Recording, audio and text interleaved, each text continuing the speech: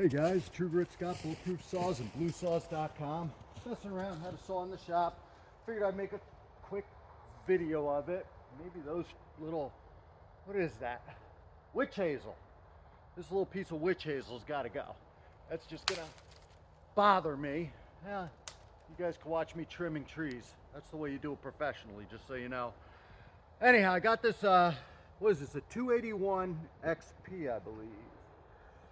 281, wasn't running. Fella wanted some work put into it. Not a full restore.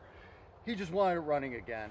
I saw it was carved into it somewhere, year 2000. So I'm guessing this was bought by one of the big tree outfits here. Not, you know, a small mom and pop tree service with, you know, 3-4 guys working for it. I'm talking about one of these tree services with 20, 30, 50 guys, do power lines and all that stuff. And he said he had bought it from them. He didn't want to put a ton of money into it. It looks like at some point in its life a tree hit it, and the flywheel has some fins busted off of. The cylinder has a couple fins busted. Wasn't running, gummed up, dirty, like a professional saw. He said it did run at one time. It's been sitting for who knows how long, and he wanted it running again. So put in a little bit of work on it, got it running, got to try it out. God, I got crap all over me.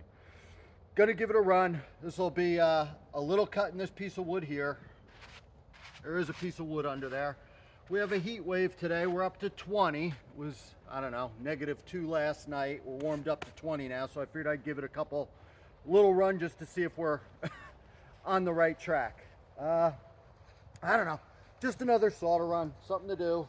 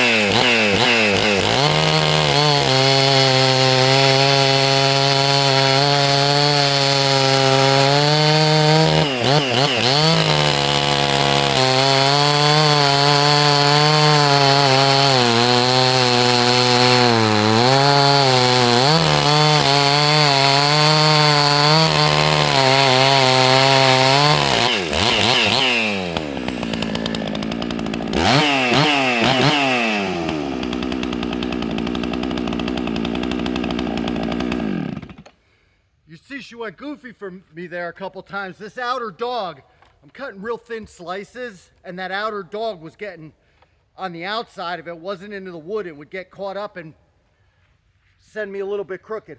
Anyhow, it's running again. Seems to be okay. You can see all that old oil's burning off the muffler. I don't know if you can see the smoke or anything, but it's a nice old saw.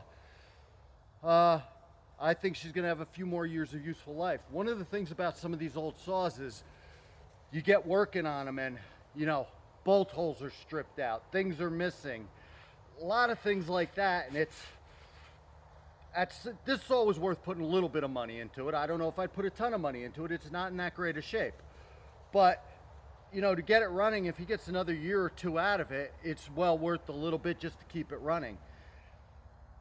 I don't know. I didn't look at the cases all that hard on it. I mean, some of it's in real decent shape, some of it's not. And You know, would you put money in doing a full restore on a 281? Maybe. Maybe somebody loves that model. If it was a sentimental saw, you put more work into it.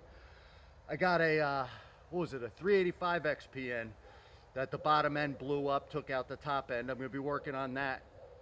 Probably not for another month just because I'm jammed up with work. But that saw was a sentimental saw where the guy's like, hey, get this back 100% the way it was. So that's a different thing. And that saw was in real good shape. Again, this was a professional big tree services saw, so it took some abuse. Every guy on the crew ran it, threw it in the truck, you know, did whatever to it. And that's a different thing. And it's a testament to how nice these old saws run and how long they can run for and the abuse that they could take. There's a lot to be said for it. You know, I hate the front chain tensioner, and there's some things you might not love about it, but it's really not a bad saw. I don't know, that was the first runs. I'll tune it more, I'll tweak with it a little more, run it, get a little hotter, get the muffler hot, get that oil burnt out of it.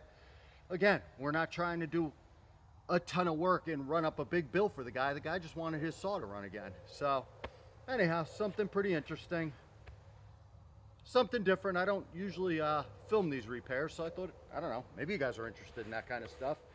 Anyhow, guys, True Grit Scott, Bulletproof Saws, and Bluesaws.com. Thanks for watching. Stay safe.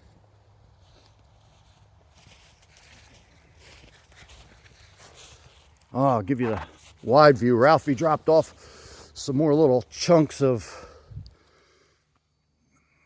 some maple last night. Of course, it was 5 degrees out and the snow didn't make it easy, but we got them unloaded. Anyhow, guys, be safe.